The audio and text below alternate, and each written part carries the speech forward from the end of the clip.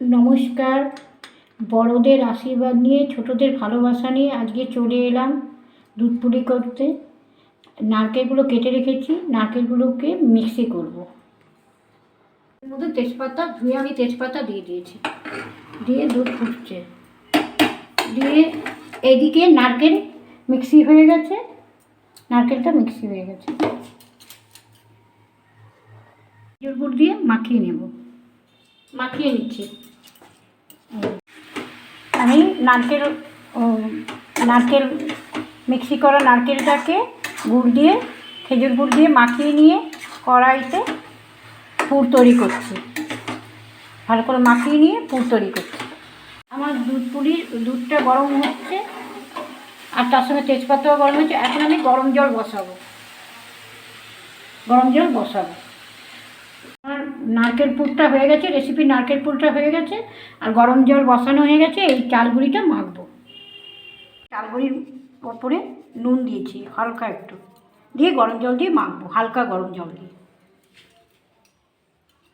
তার মধ্যে আমি চালগুড়ির আটাটাকে মেখে ম্যারিনেট করতে রেখে দিলাম 15 মিনিট অবধি।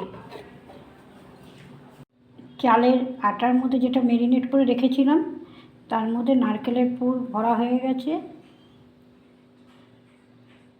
চালগুড়ির আটাটা যেটা ম্যারিনেট করে রেখেছিলাম 15 মিনিট অবধি, এই নারকেল পুরটা ভরবো।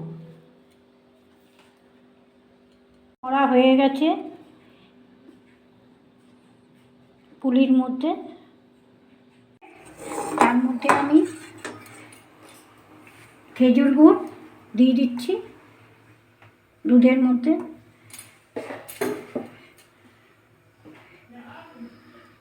দিয়ে দিলাম। কিছুক্ষণ ফুটবে। তার সঙ্গে আমি খোয়া যেটা করে রেখেছিলাম সেটা আমি ঢেলে দিচ্ছি।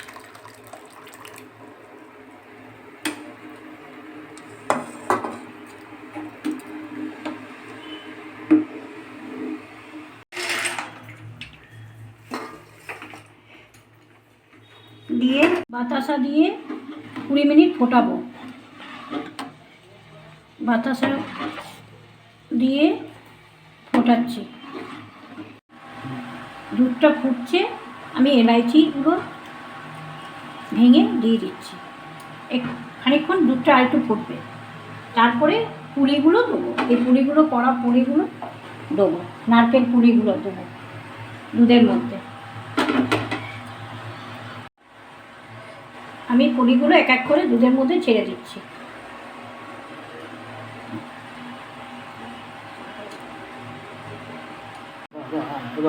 লাস্টে সব শেষে কিশমিশ দিলাম, দিয়ে আমার দুধ পুলির রেসিপি কমপ্লিট।